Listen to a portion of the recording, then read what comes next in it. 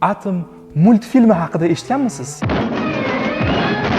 Ushbu multfilm uchun 242 ta alohida kadr olingan va barcha ish uchun bir necha hafta to'xtovsiz ishlangan. U ko'zimizga ko'rinarli bo'lishi uchun elektron mikroskopda atom 100 million marta katta qilingan. U oddiy mikroskop emas, balki STM Scanning Tunneling Microscope. U mikroskopda atom qalinligicha yo'nilgan ingichka igna bilan suriladi. Uning kengligi kislorod atomidan 10 karra kichik. Afsuski, so'nggi kunlarda jamiyatimizda faqat hashamat, to'y, ko'z-ko'z qilish texnologiyalari rivojlanyapti. Siz jamiyat sifatida, sarmoyador sifatida foydali qazilmalar va soliqlardan topgan sarmoyalaringizni biri-biridan didsiz osmono'par binolarga sarflashingiz mumkin. Unda sizda faqat shahar paydo bo'ladi. Lekin jamiyat sarmoyasini olimlaringizga tiksangiz, ular bora-bora atomdan multfilm yaratadigan darajaga chiqishlari mumkin.